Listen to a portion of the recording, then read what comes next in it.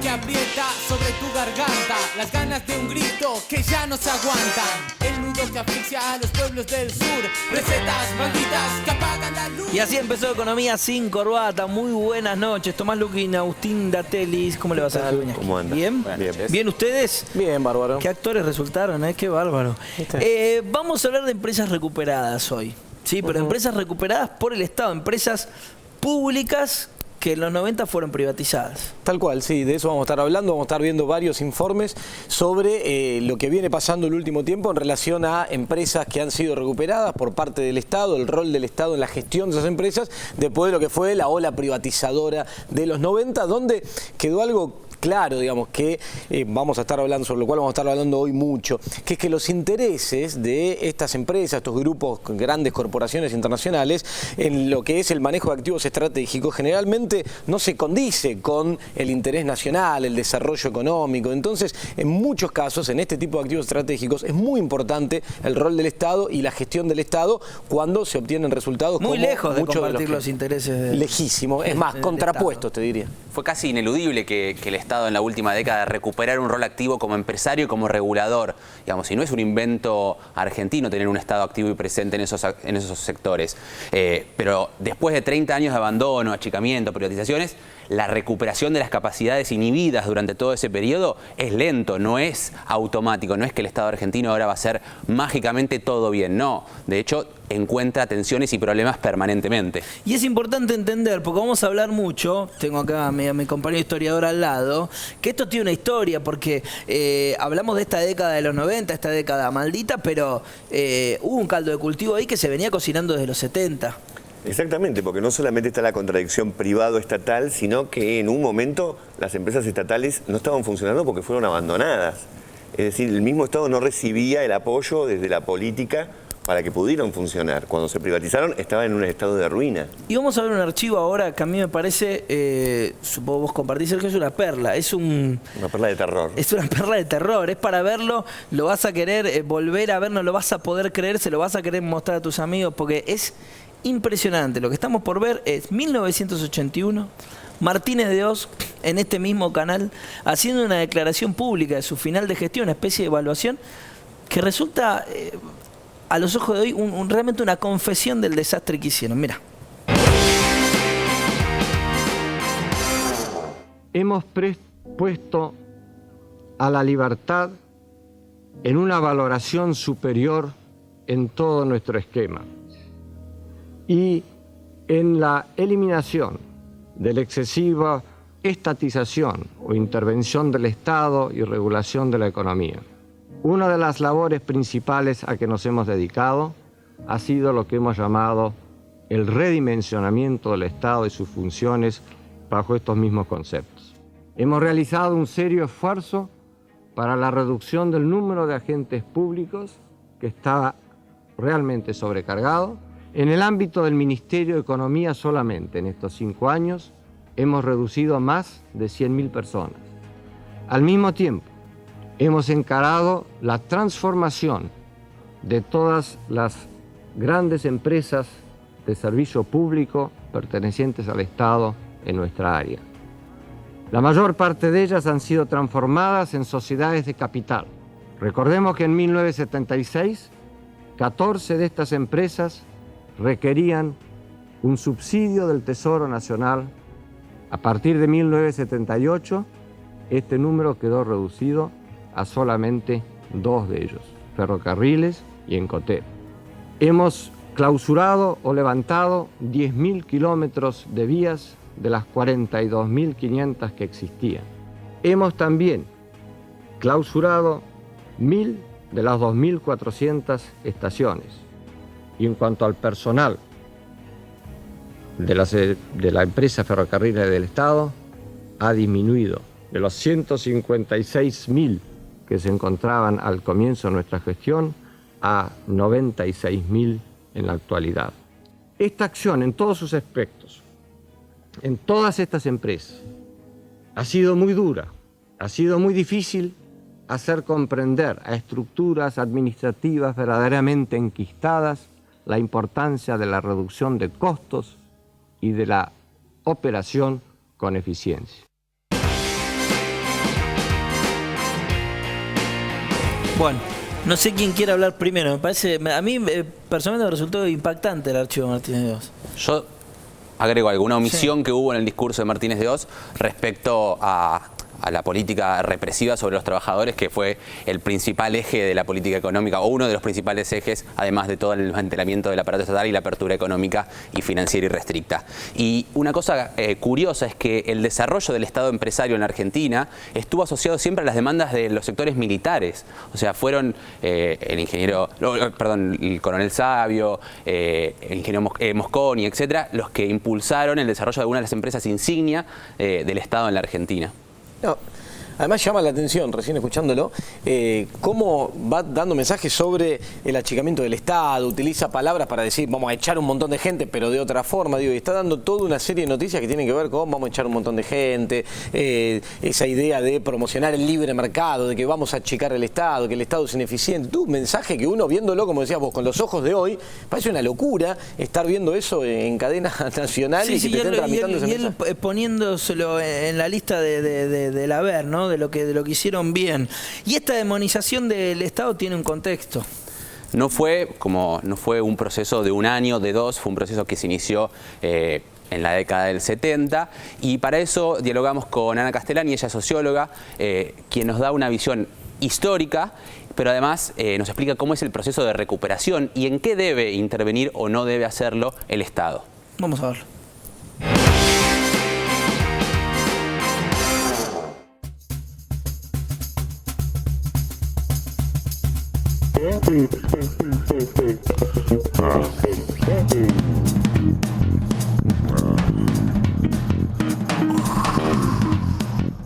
Me parece que el Estado cumple un rol fundamental en los procesos de desarrollo y en ese sentido es clave que recupere un rol en la producción de bienes y servicios más directamente. Hay una larga tradición en la Argentina de todo el siglo XX de una fuerte construcción de Estado empresario, que no es solo del siglo XX, es incluso desde fines del siglo XIX en un modelo completamente distinto como el agroexportador, en donde el Estado también cumplió un rol fundamental en, por ejemplo, todo lo que tuvo que ver con el tendido férreo, apoyando esas inversiones privadas más como un socio que como un productor directo, y sí a partir de comienzos del siglo XX, con la creación de YPF y de otras empresas públicas, un rol más fuerte en el proceso de industrialización. El Estado tiene que intervenir en algunos sectores que se consideren estratégicos para el desarrollo de la industria. Es inviable que el Estado pueda intervenir en todos los sectores, y mucho menos como productor. Digamos, hay que poder decidir en cuándo interviene, en cuáles interviene como productor, en cuáles interviene como regulador exclusivamente, en cuáles interviene asociándose con el capital privado, en cuáles solamente como empresario exclusivo. Me parece que ahí tiene que ver con el tipo de servicio. Los servicios públicos son generalmente de distinta índole y en algunos casos requiere una totalidad de participación estatal y en otros no. Pienso en el caso de Aerolíneas Argentinas. Si el objetivo es la integración territorial, está claro que es una empresa que tiene que estar exclusivamente en manos del Estado. Por eso no es válido analizar con esquemas mercantiles típicos de la empresa privada el funcionamiento de las empresas públicas, porque están cumpliendo un objetivo distinto.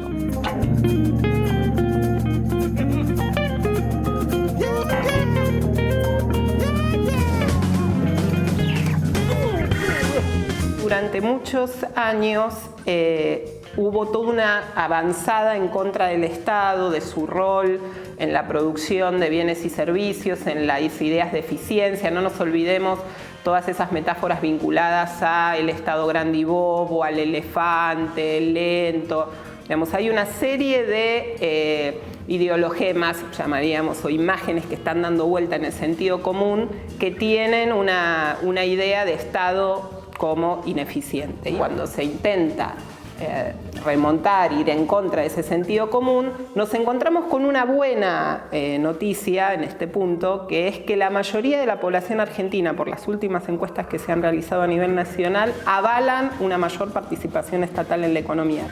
Yo creo que el gran desafío que tiene el Estado hoy es que por primera vez después de muchos años vuelve a recuperar un rol muy activo en la producción de bienes y servicios y en la regulación de actividades económicas. Se tiene que volver a hacer cargo, hay una decisión política gubernamental de volverse a hacer cargo de este rol predominante en los procesos de desarrollo, pero después de haber pasado más de 30 años en donde esas capacidades que habían sido construidas durante el siglo XX han desaparecido y hay que volver a construirlas.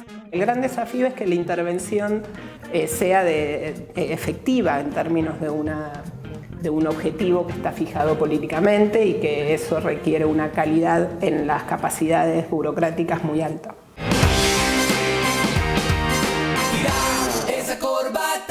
Bien, allí Ana Castellani nos ponía en contexto, me quedo con algo muy interesante que decía Agustín, que es que en una encuesta que se ha hecho recientemente, la población en general está de acuerdo en la intervención del Estado, lo cual se celebra y va en contra de lo que venían sembrando hace tanto tiempo. Sí, ¿vamos a ver los números concretos ahora? Se machacó con eso. Sí, lo que vamos a ver ahora son algunos números, tomando esto a lo que hacía referencia, el Estado, la gestión del Estado. Durante mucho tiempo se le hizo mucha mala prensa al Estado como gestión de servicios y de bienes públicos. Lo que vamos a ver son algunos datos sobre algunas de las empresas del Estado. Dentro del programa vamos a tener informes sobre muchas de estas empresas más completos, pero ahora como disparador vamos a ver algunos datos, si te parece. Yo me voy porque tengo entendido que acá se complica. Si me quedo... te pueden llegar a pisar porque ahí está, mira, ahí estamos entrando un avión de Aerolíneas Argentinas que nos da pie este avión para mostrar algunos datos.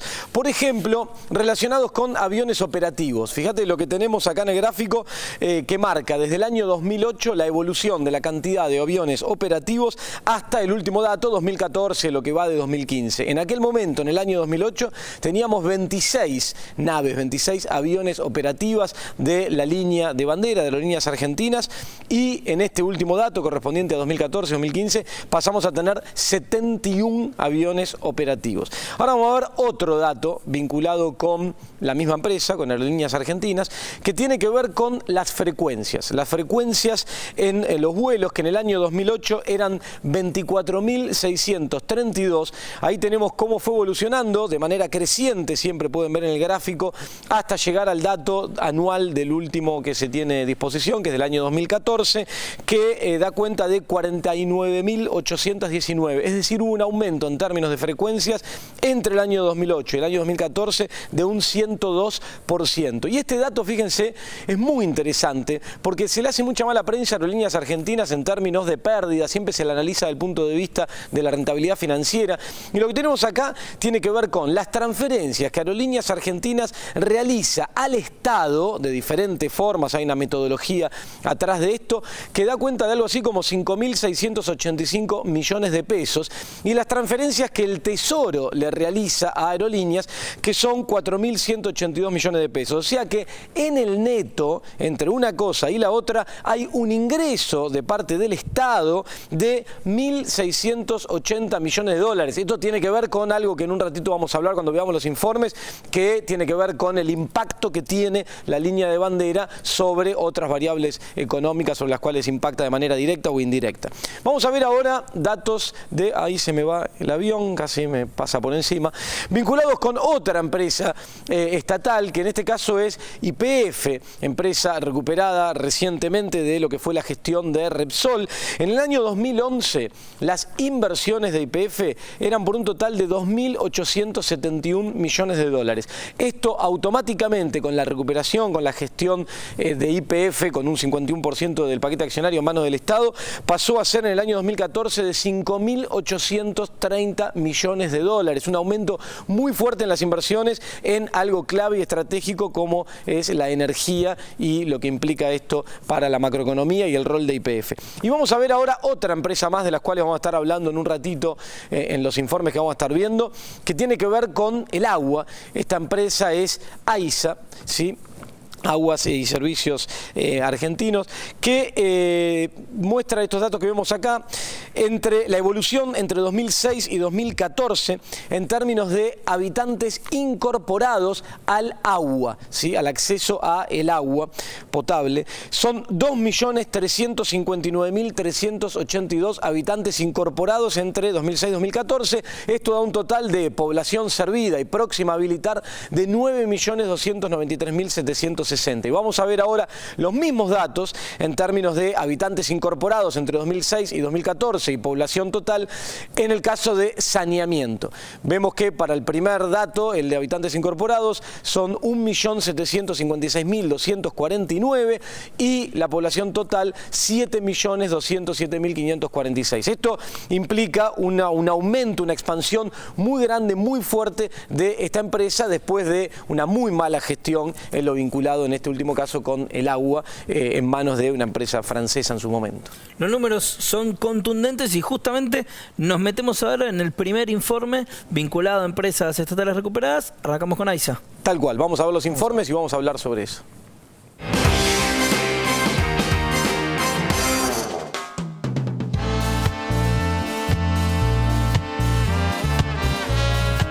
El origen de Agua y Saneamientos Argentinos se remonta a 1912, cuando se creó Obras Sanitarias de la Nación.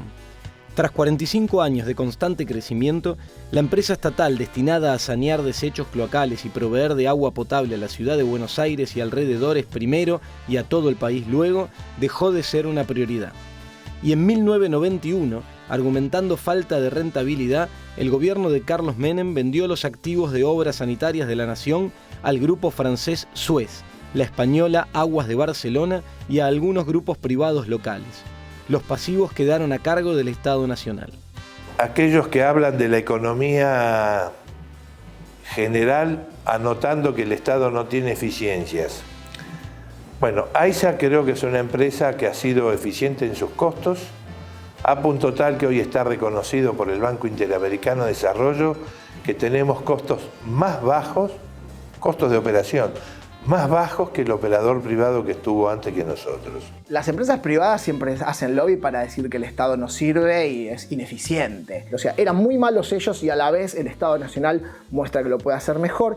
Y la derecha se va dando cuenta que la gente lo aceptó, que quiere que las empresas sean del Estado. Entonces ahora aparecen con un discurso nuevo. Yo quisiera agregar un tema muy importante para los que miran la economía y solo miran los valores o tarifarios o económicos.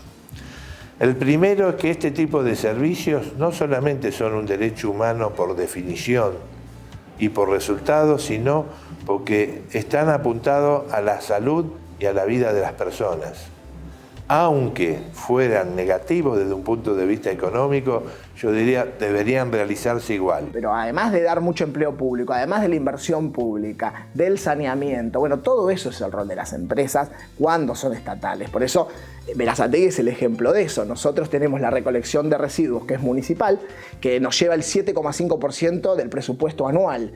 Para los municipios que la tienen privada, les lleva entre el 20 y el 25. En la mayoría de los partidos del conurbano, la cobertura de agua está siendo una realidad concreta antes de fin de año. Y esto porque el gobierno privilegió la salud por sobre otros objetivos. En marzo de 2006, tras comprobarse el incumplimiento de la concesionaria que afecta garantías primarias de los usuarios, el presidente Néstor Kirchner decidió la creación de Agua y Saneamientos Argentinos, AISA, una empresa dedicada al suministro de agua potable y servicio de cloacas en un 90% en manos del Estado y en un 10% a cargo de los trabajadores. Cuando Aguas Argentinas, la empresa francesa que se jactan de ambientalistas, agarran la concesión del servicio de saneamiento y de aguas que privatiza Menem, Berazategui no acepta entrar en esa concesión, por lo tanto el agua y las cloacas siguen siendo un servicio nuestro municipal. En ese momento tenían que hacer una planta que depure la cloaca de 5 millones de personas. O sea, 5 millones de personas hacen caca todos los días a la altura de Berazategui en el Río de la Plata. Hasta el día que se inauguró esta planta del Bicentenario, eso caía derramado así en la orilla del río con un gran manchón marrón. Si lo sobrevolabas, veías kilómetros y kilómetros de una mancha de caca. La planta de Berazategui, es decir, la planta del Bicentenario, que está ubicada en el partido de Berazategui, es una planta depuradora que permitió incorporar al tratamiento más de 4 millones de personas. Todos los días se vuelcan en Berazategui ahora con la planta depuradora 120.000 metros cúbicos por hora. de materia fecal, que antes salía sin tratar y derramada en la puerta del río. Tenemos en construcción, ampliación o mejora 9 plantas depuradoras, concluidas las cuales, en distintas etapas, pero como máximo dentro de 4 a 5 años, la posibilidad de la cobertura va a ser 100% de la gente que se incorpore con tratamiento. Hay gente que no le gusta que el Estado se meta a regular. Nosotros sí nos metemos, y bueno, y ni hablar en obras o en empresas que tienen que ver con el saneamiento. Por eso te digo, no era rentable hacer cloacas, no era rentable hacer la planta depuradora, pero bueno, viene la voluntad política del Estado en estas empresas que no les importa la rentabilidad, pues no se tienen que sacar la plata del país. Es el Estado el que tiene que decidir sobre las prioridades de las inversiones en un país. Y lógicamente, si a mí me preguntaran, pero yo creo que la presidenta Cristina Fernández lo ha demostrado, le preguntan, ¿dónde invierte usted? Yo primero invierto en salud, en educación, y invertir en salud significa invertir en agua potable y desagües locales, sin ninguna duda.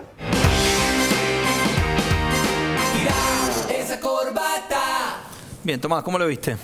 Las mejoras significativas que provió AISA a la región metropolitana de la ciudad de Buenos Aires y el conurbano es innegable. Ahora, falta en muchas provincias todavía avanzar y, digamos, la rentabilidad social que hablaban ahí no está vinculada solamente a los ingresos que puede tener AISA, sino a mejoras en materia de salud, etcétera, como lo que describía el intendente de Berazategui. Clarísimo, nos vamos al corte, estamos hablando de empresas recuperadas por el Estado, empresas que volvieron a ser públicas. Estamos en Economía sin Corbata, la televisión pública, no te vayas, un corte muy chiquitito.